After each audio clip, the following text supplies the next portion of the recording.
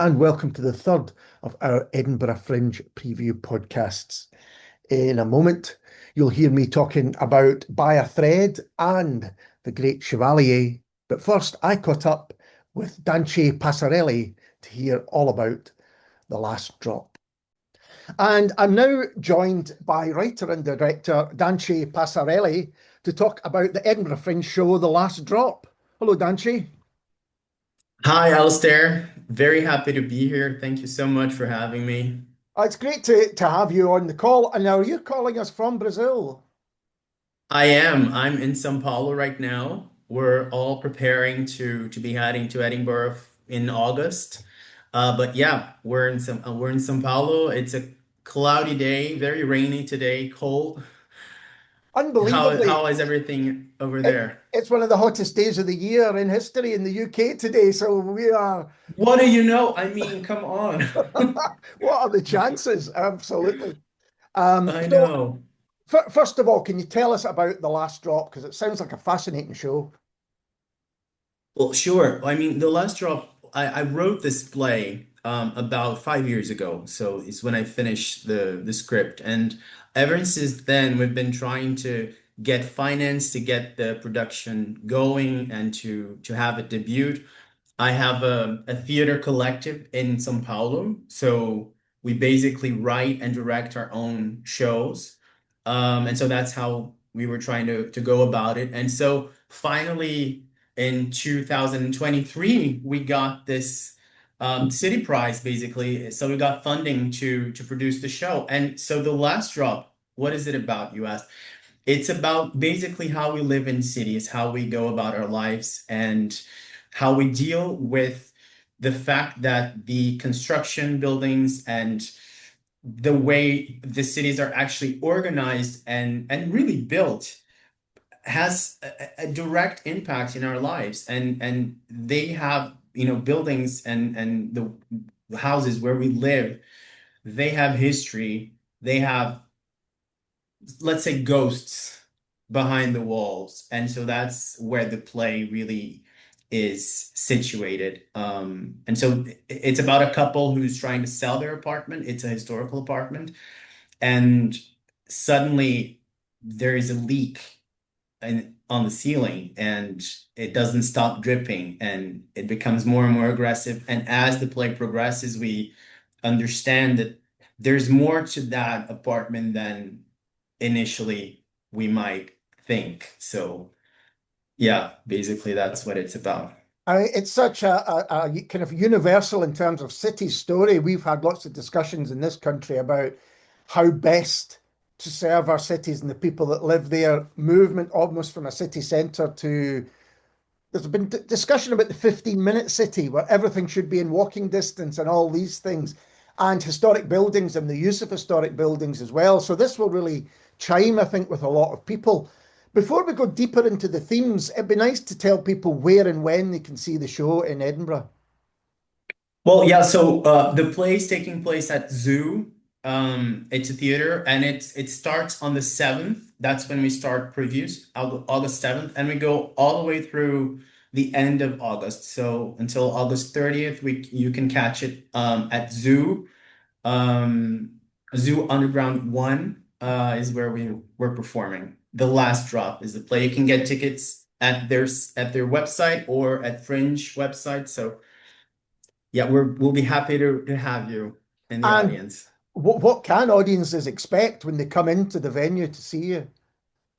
Well, this is the thing. This is a play that initially it might appear, dark and serious, but it's not. It's really a dark comedy, is how I would best describe it.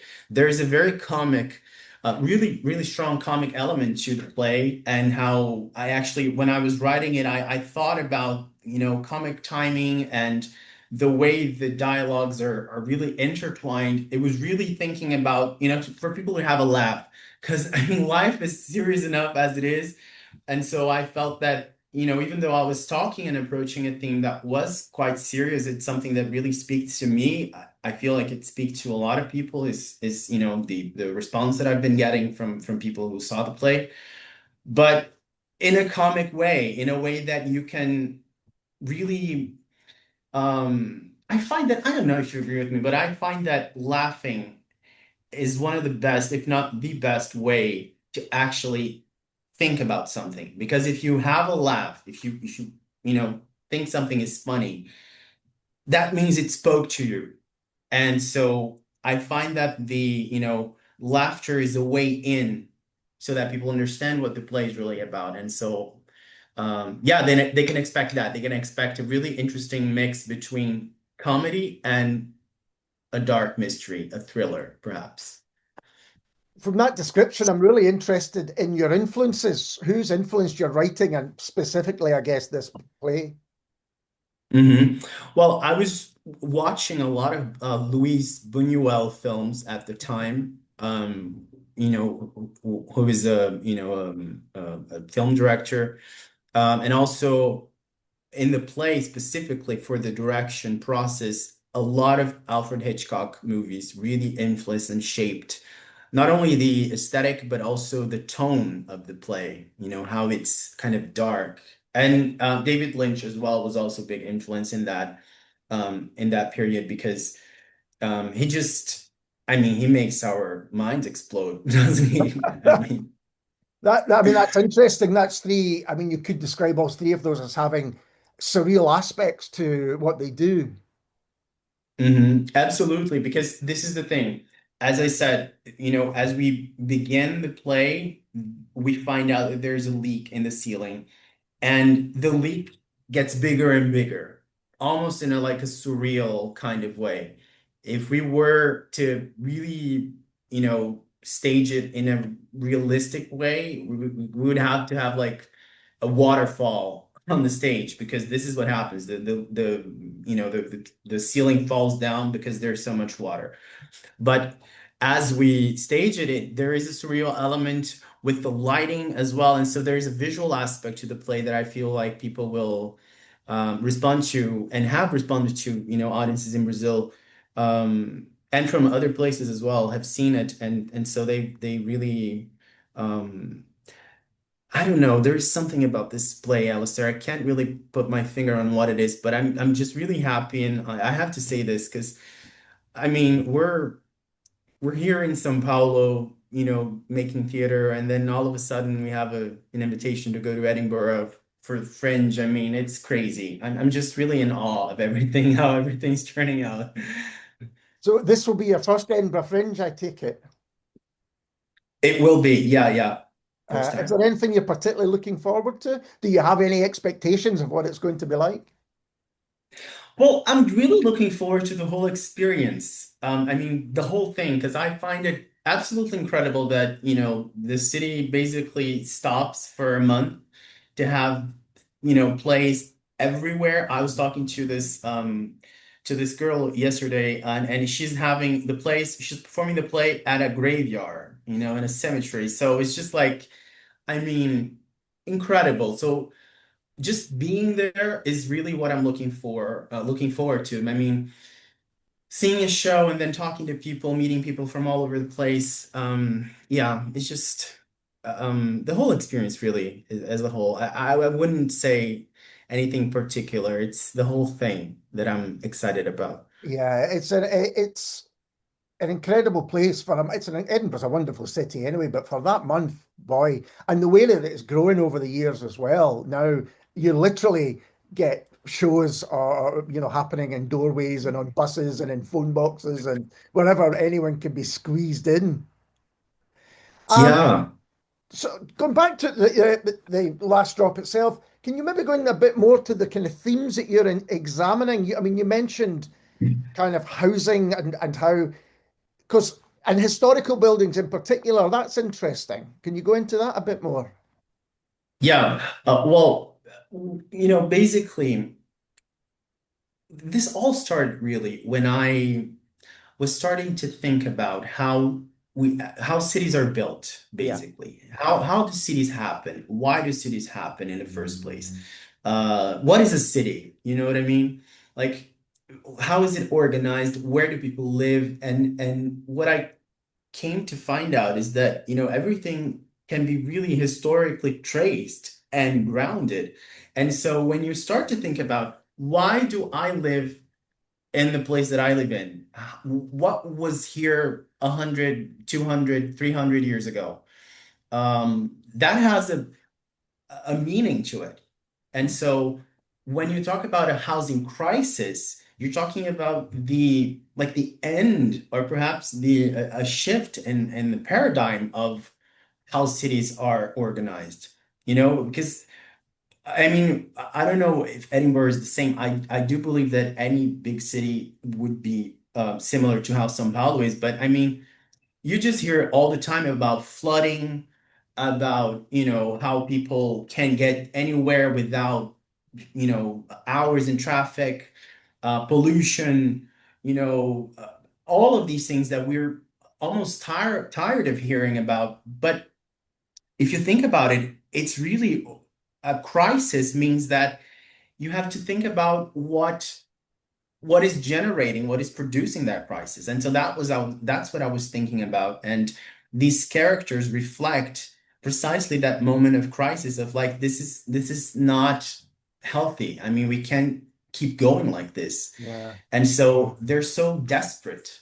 I mean, the characters, they're desperate to get out of that apartment because we are desperate because I mean, we have to get better. We have to improve our lives. And we find out that we can't. There's so many obstacles to that.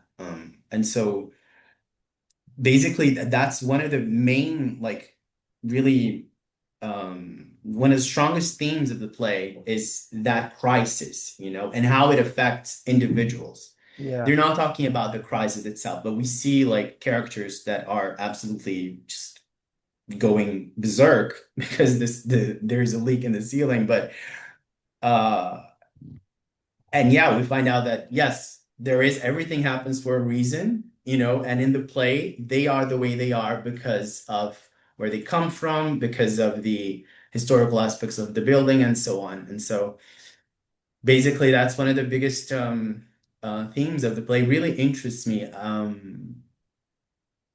to think about that, how we live our lives and basically everything that is historically grounded. I Yeah. think that's like, And I think you're right. don't you agree? Sorry, these themes become real through individuals' actual stories. When it's just numbers or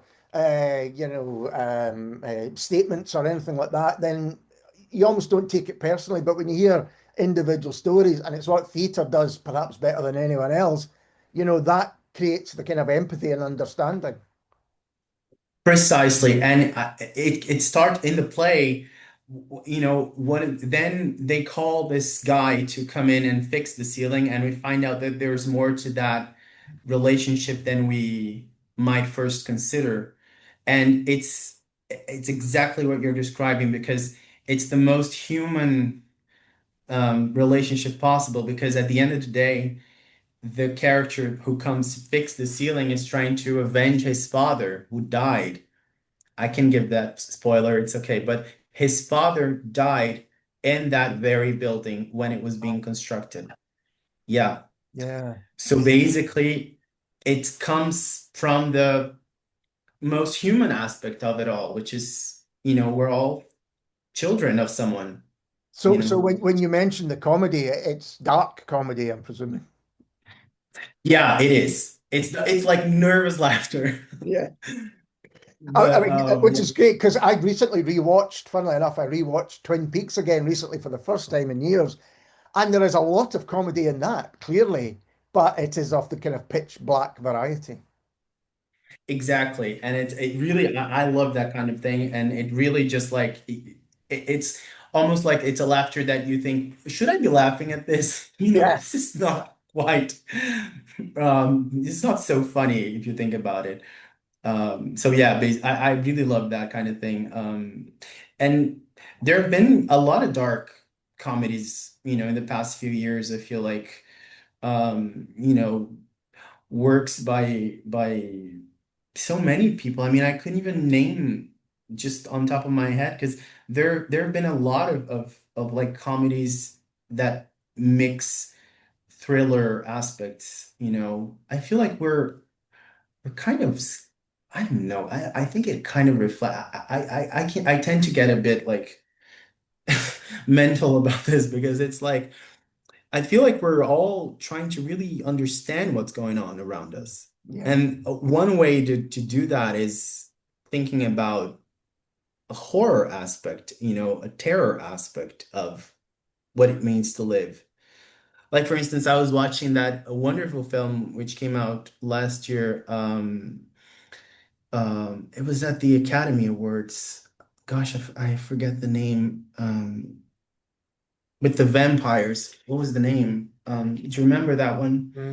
Mm. It was an I know that again, vampires.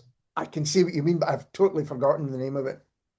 I forgot the name as well. Gosh, it is gonna come to me. But it's a film that deals with a dark topic, very, incredibly heavy topic, but in a way that you can laugh at it. Yeah, I mean, and then you get scared, and then you move on to the next feeling. So those are the types of works that I feel like are interesting. So Sinners.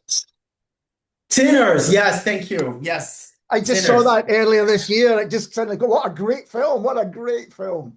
Such a wonderful film. I mean, and it really deals with, I mean, it's dark, but there's also comedy. Yeah, There's a certain like lightness to it as well, because you can't really be all heavy. I mean, it's just to drive people insane if you yeah. go too heavy on stuff. But I mean, another anyway, example of that is the 28 Years Later. I don't know if you've seen that one as well.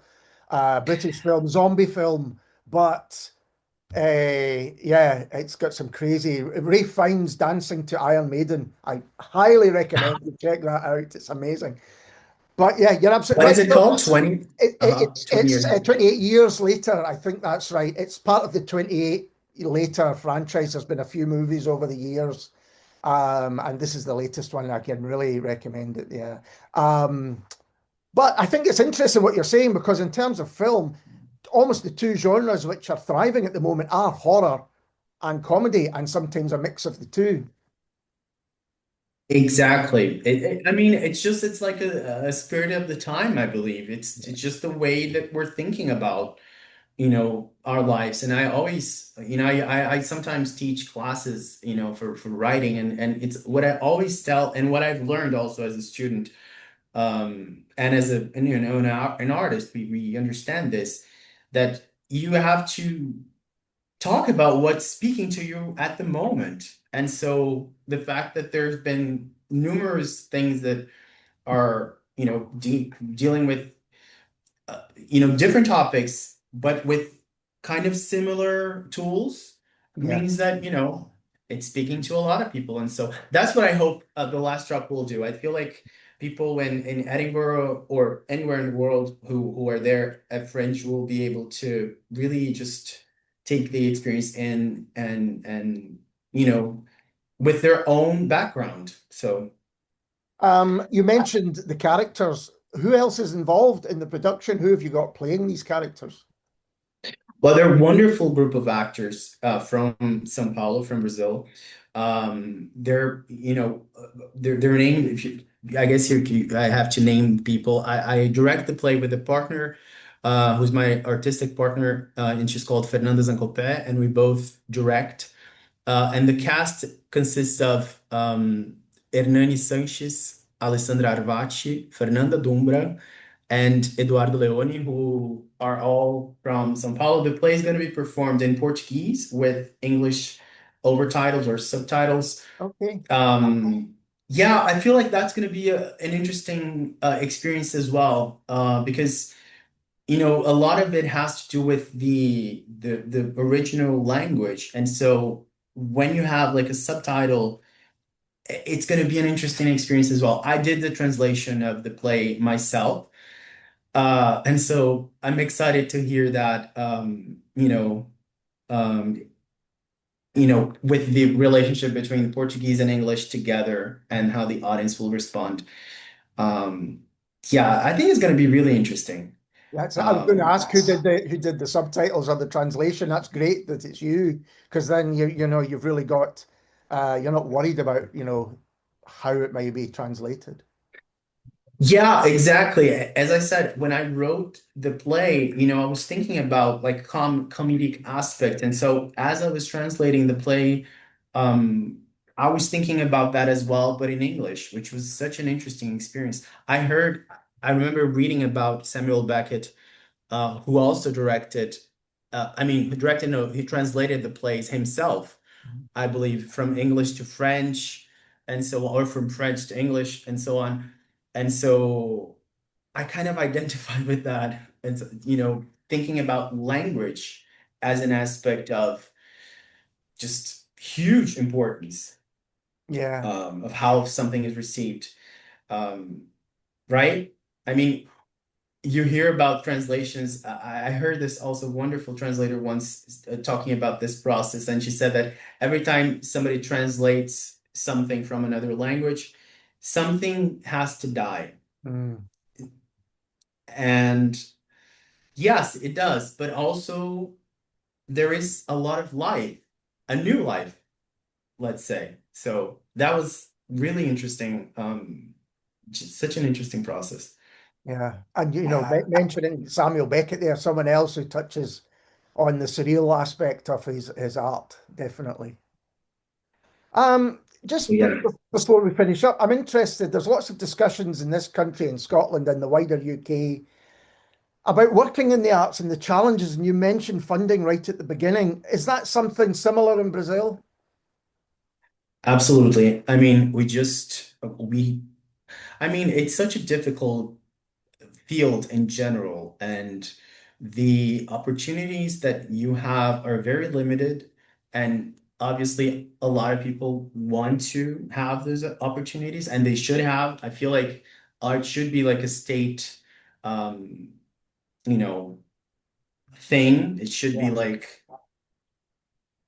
we should be able to have everything that we can. yeah, And unfortunately, that's not, the case. And absolutely, I completely identify with what you're saying. And would love to get in touch more once I'm in Edinburgh because, yeah, I mean, it's the same old story. I mean, few opportunities, a lot of people want to produce their stuff, and you find out that there's not enough room for everyone. And so I'm just really grateful again for having this opportunity. This was, a contest. We're taking the last drop to Fringe because of a contest that the government of São Paulo opened, and together with us, there are also 6 or 7 other plays that are traveling to Fringe to perform there. So it's called São Paulo Showcase. So if you want to find out more about it, check it out online. You can find it easily. The plays that are part of the São Paulo Showcase, which are, plays that have had, an interesting response here in Brazil. And so the government is taking them. And I'm just grateful for being part of it. But you never know. It's the thing, right? I mean, you don't know what's next year is going to be like. yeah, absolutely, absolutely. Dante, it's been an absolute pleasure talking to you. Before we leave, you should tell people again where and when they can see you. Okay, so you can check the last drop at the zoo venues underground 1 during all throughout August during Fringe. Starts on August 7th. It's when we start the previews, and until August the 30th. So come check it out. I'll be there. We can chat.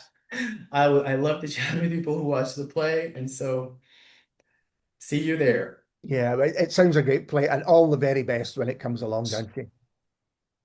Thank you so much, Alistair. Thank you so much for having me, and looking forward to meeting you at Fringe.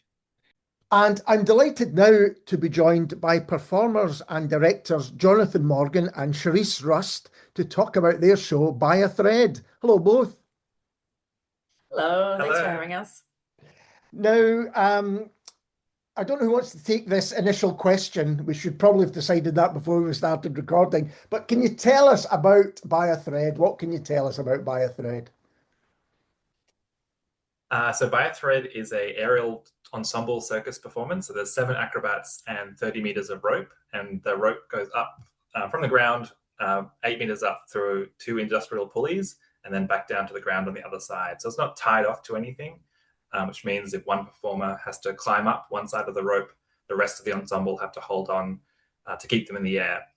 And it's a very sort of visceral, kind of immediate demonstration of the trust that you have to have in, group circus performance, but also a really nice way to sort of look at how people are connected to each other. So, when someone pulls on one side, you see that force get put through on the person on the other side of the rope.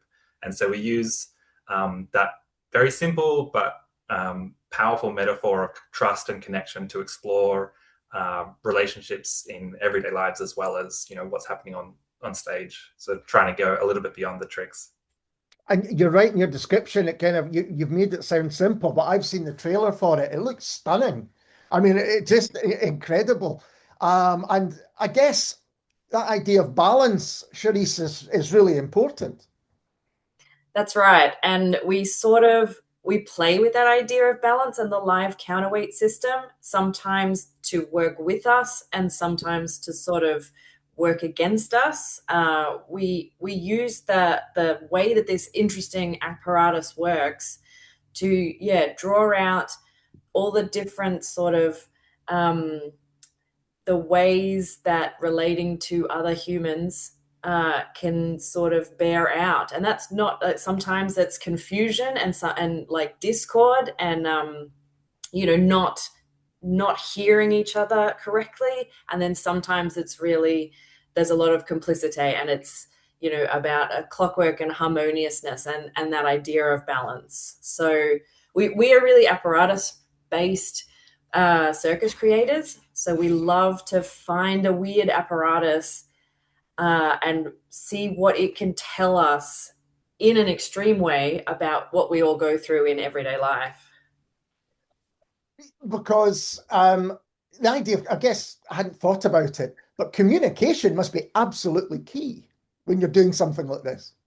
Yeah, we always like to try and find ways to bring the audience sort of on stage with us, or like try and get them feeling like they're a part of the, world on stage rather than watching from a distance. And that communication aspect, we ended up putting directly into the show, where, you need to be very clear when you're about to climb up or hold the rope for someone. There's all these calls we use, like climbing and basing, to have that clarity about, to make sure you're not letting go of the rope when someone's 8 meters off the ground. But then we found that really sort of fun as an idea of something we could include the audience in. So there's a moment in the show where we very playfully use all those calls and kind of show what would happen if they were to go wrong. So if someone does sort of go a bit rogue with the calls and start saying one thing and doing another, we, like, in a sort of comedic moment, play with those calls and include the audience. We've got friends with young kids who came and saw the show, and apparently they used to play by a thread for a few months afterwards, where they'd shout out basing and climbing and kind of joining in that way. Oh, fantastic. I was going to ask you what can audiences expect, but it sounds like there's almost a little bit of interaction going on there. It's not necessarily audience interaction. We leave everyone in their seats to have a time. But yeah, I think that audiences can expect the sort of aerial feats that we do, because we're all aerialists. We want to bring our aerial specialties to the stage, but we also really wanted to make a show that is ensemble aerials, which means sort of, doing aerials together. So often as an aerialist, you're just meters up by yourself, you're sort of isolated. And so we really wanted to bring that feeling of being an ensemble, being there for each other. You have to trust that the person underneath will catch you, or that they will hoist you up high. And we found this apparatus as the perfect vehicle to do that. So I imagine that there will be, because it's unusual, there will be a lot of aerial skills that I think people will have never seen before. And I think as well, like, we love doing big tricks, and so there's that sort of stuff in the show, but then we also love trying to find those ways to connect with the audience. So, even if no one's, experienced climbing a rope sort of seemingly endlessly before, everyone's had those moments in their life when you're really struggling and it feels like everything's fighting against you. And so we try and use the, physical metaphor of that endless climb to try and reflect what audiences might have felt in their lives. Whether that's there's a few moments that are quite, I guess, poignant, or and then other moments that are more playful and fun. So trying to kind of include the audience in the different ways that acrobatics can make us feel connected to those parts.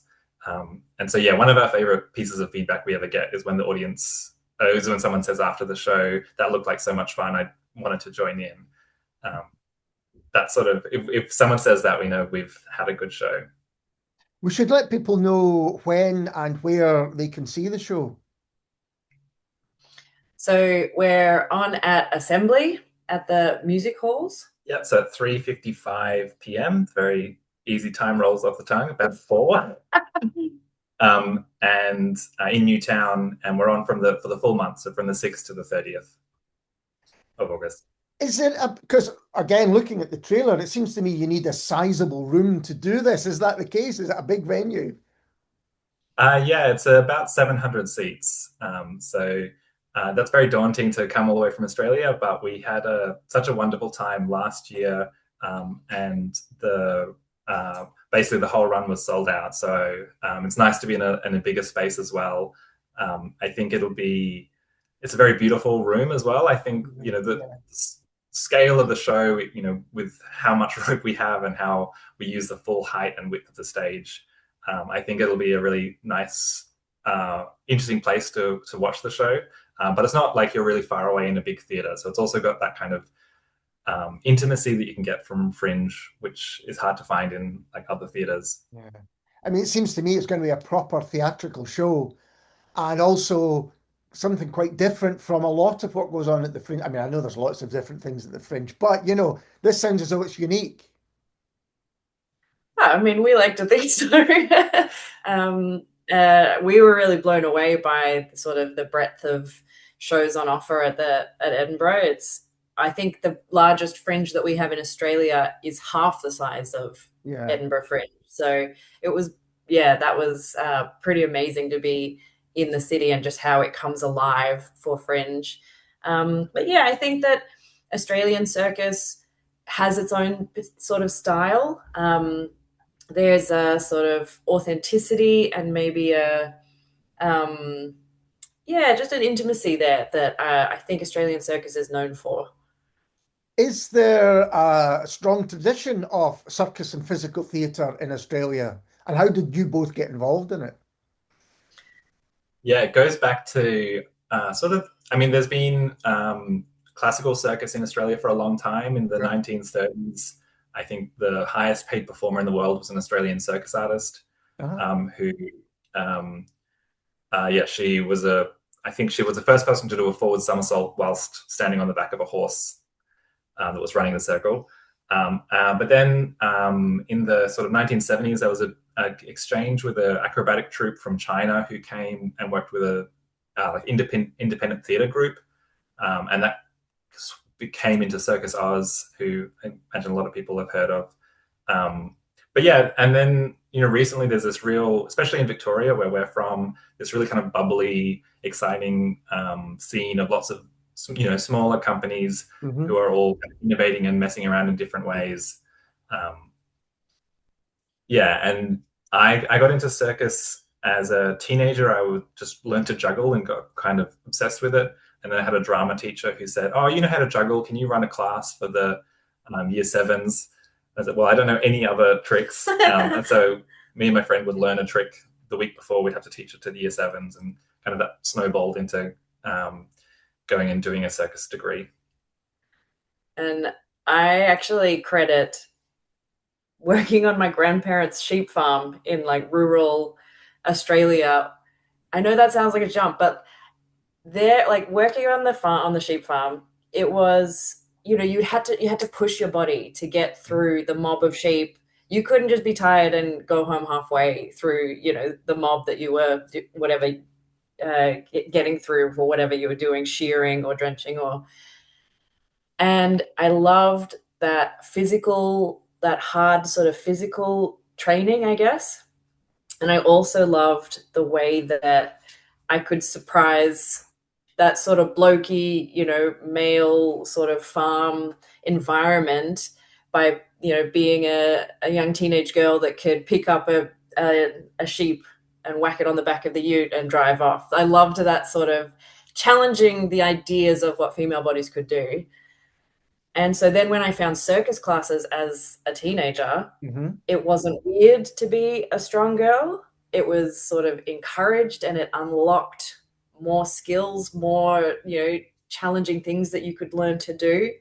And I just loved that. And I really see that as where it came from. That love of building my body strong and seeing what it could do and seeing how I could use that to sort of express things. So then I auditioned for the university, the sort of Bachelor of Circus Arts that we have in Melbourne. Right. And we actually met at the audition. So then I guess, we've been working together and making work from since then. And who else is involved in this show? Because there's a number of performers. That's right. There's 7 of us on stage altogether. All performers from Australia, some that we met through the university, and then some that you meet just from being acrobats and jamming together and standing on each other's shoulders and, working together. Yeah, it's a really lovely group. A couple of them trained in China as well. So we got to go to China a little while ago, and it was lovely having them to show us around. But I think touring, especially like the Fringe, where it's a full month and we all stay in 2 apartments, so you're really on top of each other. So when you're sort of figuring out the cast for a show, it's pretty important that they can do what the show needs, but it's about as equally important that there's someone you can share a very cramped Fringe dressing room with and roll and stretch out in the apartment after a show, and then still enjoy, spending time together and going to see other stuff during that month. So we feel very lucky that we've got to tour with this group. A few of them have been with the show for, I think, almost 5 years now. Wow, it's been going for that amount of time. Yeah, so the show turns 10 this year. Wow. Which is kind of unbelievable, but we feel very lucky that we've been able to do it for that long. And I think I couldn't think of a better way to, celebrate that, by coming back to Fringe, I love the ideas that the themes you were talking about the show on stage of harmony and communication equally apply to when you finish the show and you have to go back home and stay and share accommodation with everyone as well. You've mentioned that this isn't your first Edinburgh Fringe. What are you looking forward to now? You've already seen kind of how the city is at this period of time. Are you looking forward to going back? Absolutely. The Edinburgh audiences were just so lovely. We always make sure that after the show we come out and, just say thank you to the audiences as they leave the show, and just to be able to actually meet people. And everyone was so lovely and friendly, and we had great chat. So just getting to know more of the locals and also just trying to see as many shows as we have the energy for as well.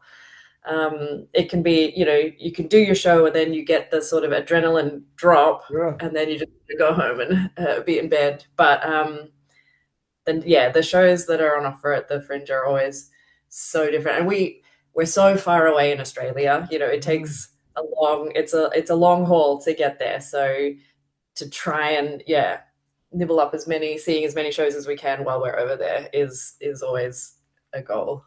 It's also a lovely kind of community of artists to meet and spend time with.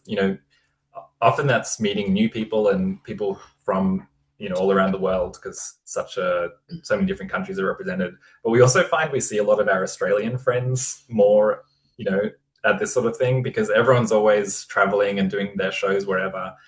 But then because so many shows come to Edinburgh, often that's when we get to spend more time with some of our like friends who are Australian, but are always, the timelines don't sync up. So I'm actually really looking forward to that aspect as well. Yeah, I speak to, over the years, spoken to quite a lot of comedians, and they'll say, "Oh, by the end of the Fringe, I'm just exhausted." You're doing this every night. I mean, the kind of physical challenge must be extensive. Yeah, I think it's really about pacing yourself, making sure you have a good lead up to the season, that you're not like, oh, it's the week before and I have to run my act for the first time, sort of thing. And then there's definitely, you get pretty show fit, as we say, over the course of because I think we do about 6 shows a week for 4 weeks. And then, yeah, just really trying to look after yourself, eat well, go for walks, hang out with your friends, do those things that, get you through. And it's usually the sort of wear and tear of the long season that gets you. Yeah.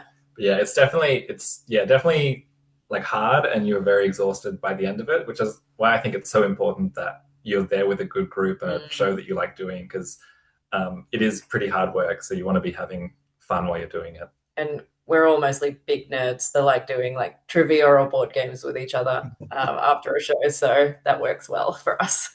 I do love that idea of being show fit. I think I know what you mean. That you can be as fit as you like normally, but it's not until you do the actual show that the muscles and everything really get a workout. It's just so specific. Circus is so specific. You can do your workouts, and then until you're holding onto a rope for 10 minutes, you're really going to feel those muscles that are specifically engaged in that action. And just before you go, I'm interested, there's a lot of discussion at the moment in Scotland and the UK about the challenges of working in culture and the arts. And I was wondering what the situation is in Australia. I can see you kind of nodding your heads, both of you. A challenging time, I take it. Yeah, definitely. I think, arts always needs subsidy to exist. And most of the time we're asking the artists to do that subsidy. So Charice and I do have a lot of the time a second job to make, it a bit easier. But I mean, at the same time, we've been really lucky that we have been able to, run this show for 10 years, and it's taken us to some really amazing places. So, you sacrifice a bit having that kind of stable, guaranteed income, I suppose. But yeah, we do get some things out of it. I think we because we've been going for a little while now, we sometimes talk to emerging artists about the things that helped us, and it is getting there is a sense that it's harder. Like we talk about some of the funding that we got really early on, and you think like, oh, that would be very hard for a brand new company to get now. So yeah, I don't really know what the next period looks like, but yeah, I really feel like Australia, like I can talk from the experience of Australia, it's a creative nation.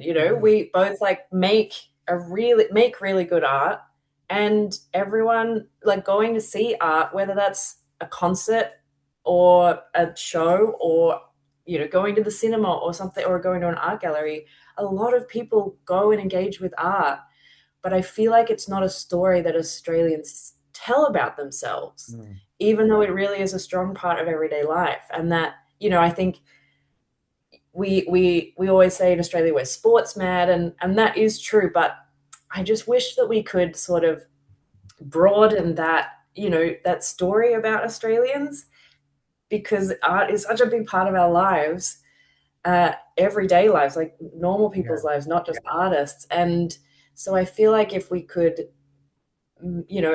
appreciate that, maybe that could help change the sort of the ways that arts funding is always cut or, squeezed by indexation year after year and all those sort of things. And I imagine it's probably similar in just a lot of places as well. I think I was talking to a Brazilian theatre maker who's bringing his show as well to Edinburgh, and it was a similar story. So I think it's just a global situation. Thank you both for taking the time to talk to me. All the very best with By a Thread. Remind us once again where and when people can see you. Yeah, so it's on every day of the Fringe at 3:55 at the Music Hall in Assembly, which is in Newtown. Well, all the very best. Lovely to meet you both. Lovely to meet you. Thanks for chatting. Cheers Good then. night. Delighted now to be joined by Simon Mousset and Mr. Chevalier to talk about their show, The Great Chevalier. First of all, would you like to introduce yourselves? Yes, thank you, Alistair. It's such an honor to be here. I am Simone Mousset, the Executive Director of the Ballet National Folklorique du Luxembourg, and I'm here with, of course, Mr. Chevalier, our new Artistic Director. Hello, both. Lovely to see you both.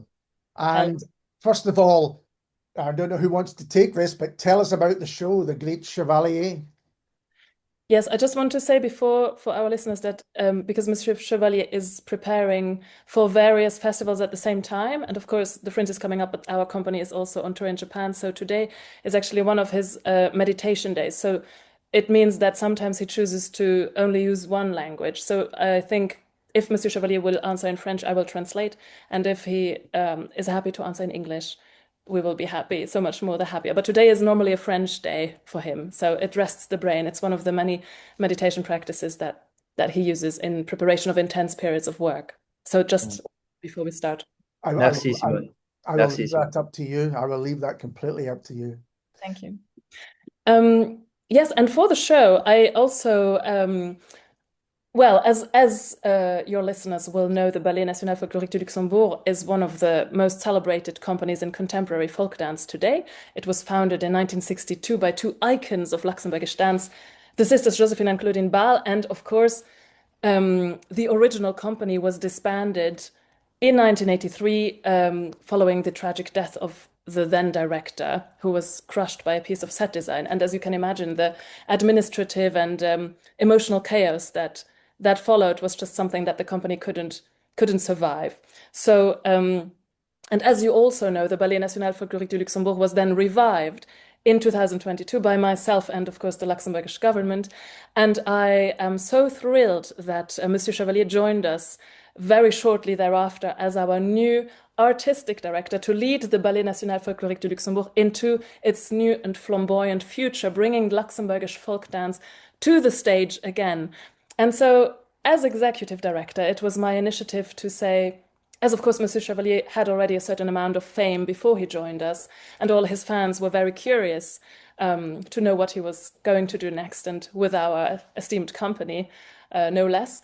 It was my idea to create a tour on which Monsieur Chevalier would visit all the venues that have contributed to the success of this celebrated company over the many years, and create a tour of visits where Mr. Chevalier would visit the venues and tell of the histories that link our company to those venues. And as you all know, Summer Hall is no exception to that. Yes. Well, that's what I was going to ask, because where people in Edinburgh at the Fringe can see and when they can see the great show. Yeah, so they can see it at Summer Hall, in the main hall. I believe we are performing at 3 p.m. every day, except Tuesdays. And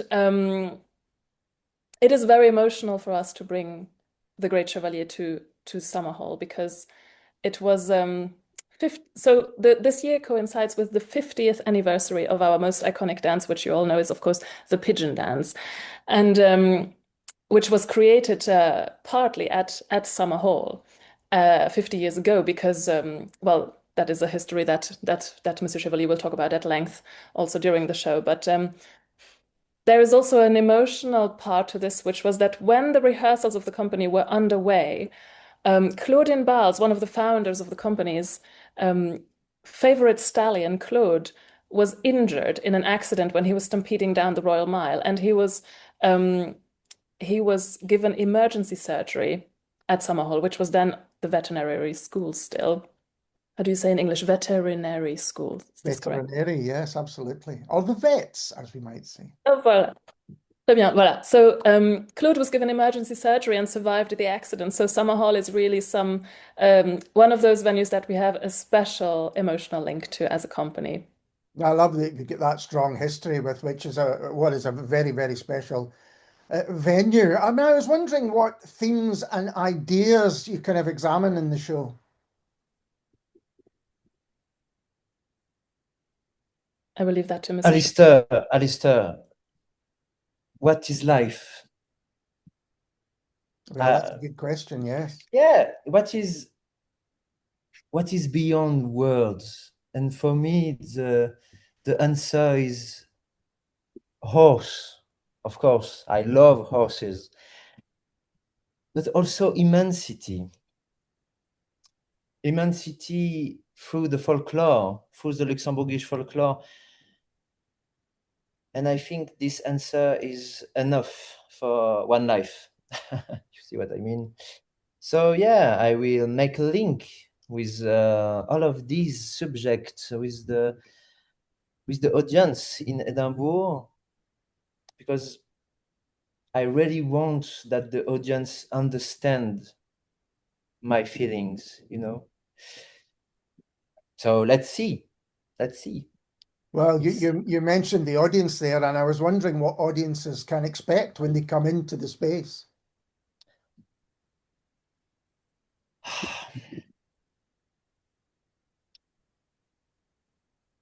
Je pense que les gens attendent de voir une star. Je pense que les gens attendent de voir quelqu'un qui peut les bluffer, quelqu'un qui peut les manipuler aussi. Quelqu'un qui est prêt à passer de l'autre côté, peut-être leur faire peur aussi un peu. Je pense que le public a besoin d'être shake un peu. Enfin voilà, Simone, si tu peux translate a bit. I think, as Mr. Chevalier often says, that people often expect a star when they meet him, because of course the Great Chevalier is an intimate encounter with Monsieur Chevalier, where he will mostly improvise, but also perform some of our most well-beloved classics of the repertoire. So when they meet Monsieur, we have all sorts of reactions, and people expect this star quality, and they also sometimes expect to be shaken up, but also expect to be almost how do you say in English? Be made to be afraid a little bit by the sheer force, by the personality that is in front of them, and that is something that we find people actually want. Yeah, and of course they expect me to perform emblematic classics, including the Danse du Pigeon, the famous one, and I will give to them what they want. I will show them the spirit of Luxembourg. And you can trust me, it is a strong spirit. Yes. As you know. Who else is involved in the show? Is there a number of people involved? So this show, it's just Monsieur Chevalier. It is up to him. He has a carte blanche. Although, of course, we know that audiences absolutely expect to see the pigeon dance. And the pigeon dance has been performed so far, Monsieur Chevalier, I believe, in every one of your shows. But for the rest, perhaps you would like to elaborate, Mr. Chevalier, but I think the audience is a huge inspiration for you, isn't it? When you are faced with actual people, you can go on a journey. Yeah, because all the people in the show all the people come to see the show are involved in the show, because I will be inspired by the audience, by the people in front of me, and I as I said, I will connect with my fans, and I will maybe run, maybe sing, maybe dance, of course. But whatever, the most important things is to connect with the folklore. And all the people who comes to see me are there because they love folklore. Yes. Do you love folklore, Alistair? Oh, absolutely. Yeah. Strong. Do you like fun? Because I have fun in my life because I embrace the folklore since I was born. Yes. Yes, I mean, it sounds like you create your own folklore also as you go along. And exactly. I'm interested in how Simone, you gave us some background to the history of the company, but how you came to work in theatre yourselves. How did you come to this part and work together? Well, I am, of course, a Luxembourgish. So I was born in Luxembourg, and the Ballet National Folklorique du Luxembourg has always, as for every Luxembourger, been a household name, and just has been present in everything that we call culture. And the company had this mysterious history of disappearance, right? And its dances, even some of them, including, I mean, this is the pigeon dance, the original one, but there was a ballet also called the pigeon dance, which was the fatal one where the director died.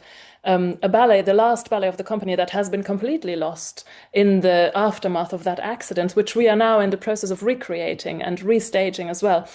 But all these things, it's become a mythological current that runs through the veins of everybody who calls themselves Luxembourgish, I would say. And so for me, as I grew up and through dance and trained in London and in all the various schools, and became a dancer myself and a choreographer, very soon I became obsessed with this company, and I was instrumental in bringing it back to life.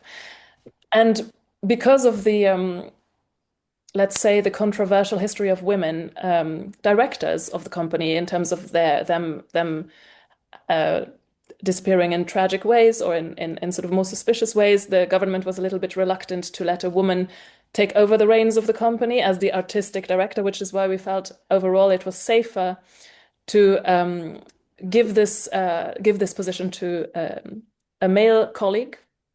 And there was a call out, but it was immediately very clear that Monsieur Chevalier was the man for the role, to be at my side to lead the company into the future.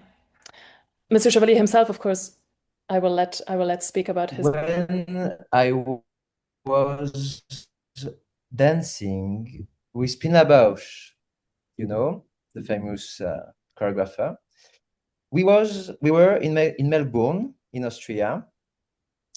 And I was with my friend Misha Baryshnikov. And then I saw the Ballet National Folklorique du Luxembourg. And I saw Josiane the Country Girl. Which is a famous production. And instantly, when I saw, yeah, thank you. When I saw this, I thought that one day I will be the director of this prestigious company. And that's it. So for me, it was just normal to be the new director of the Ballet National Folklorique du Luxembourg. Thanks to Simone, of course. Yeah. Now, Simone, you mentioned that there is a history with Summer Hall in particular. So I wanted to know about coming to Edinburgh during the Fringe and what perhaps both of you are looking forward to be in this city during this month. Yes, I doubt we will have time to see a lot of shows. I think, Mr. Chevalier, would you like to say what you're looking forward to? I think the schedule is extremely demanding because the dancers that are currently on tour in Japan are already quite distraught at the fact that neither me nor Mr. Chevalier can be with them as they tour Japan once again. And so we have to be on call 24 hours, and we will be very busy with leading rehearsals over the distance. I would say that personally, I am very much looking forward to reconnecting with all our fans. Of course, every year the Ballet National comes to the Edinburgh International Festival, and this year is an exception that we are at the Fringe simply because in the Edinburgh International Festival, well, for two reasons. One was that the theatre that had invited us were not able to provide a horseshoe shape configuration for the pigeon dance. And then we had so many discussions, and Summerhall, Tom Forster, he was so excited to have this opportunity to get the Ballet National to perform at Summerhall, and so decided to renovate the main hall into a horseshoe shape, configuration, and that decision, that commitment, that is what we like to see from our partners. So that was what made what was finally the thing that made us choose Summer Hall, but of course also the history with Claude, which then was the additional emotional element. And we are now extremely proud to come. So I think we are just looking forward to being at Summer Hall and sort of diving back into that history of the disappeared founding mothers, Josephine and Claudine Barre, their beloved stallion Claude, the ghosts of the Ballet National past, and also to invite audiences into that mythology, into that history, and into that emotion. And I think Mr. Chevalier resonates with that, although we are a little bit worried. I mean, I shouldn't, yes. Well, anyway, yes, very good. Well, it sounds like this is a rare and exciting opportunity for audiences to see the company and to see the great Chevalier in such a venue. Unusual to see you in such a venue. And I think they should, yes. I was going to mention the Ballet National of Liechtenstein, which is also performing at the Fringe this year. And we have, I think we cannot avoid it to talk about it in the interviews because it's all over the press, but I would just like to say that if audiences can just refrain from getting too distracted by all of that gossip, it would be better for everyone involved. And I think I have some advice for young performers. Often underestimate the psychological and physical demands of repetition, publicity, and fame. My advice is simple. Preserve ritual, meditation days, discipline. Me, I wake up very early, usually before 6, and I jog through the city from east to west. Then I return to my penthouse for physical conditioning and kata practice, followed by black coffee and black tea, and a review of notes from the previous evening performance. Then the night I perform, and finally, after the performance, I spend 2 hours meditating in my oxygen chamber, and then I telephone my pigeon loft in Bavaria, and I find this reassuring. I find this also very reassuring. Mr. Chevalier is a breeder of exotic pigeons, and in his Schloss in Bavaria, he has a loft that is, of course, I think he misses very much when on tour. I love this place. Yes. Well, if you do find time in Edinburgh, there are a few places on the outskirts where they also famously breed and race pigeons. So something for you to consider. And thank you very much for that advice, because I'm sure there'll be people considering taking a show to Edinburgh, and that will be very helpful advice for them. Simone Mousset. I know. Mr. Chevalier, thank you so much for taking the time to talk to me, and all the very best at Fringe this year and beyond. Thank you, Alistair. It's been a pleasure. Thank you, Alistair.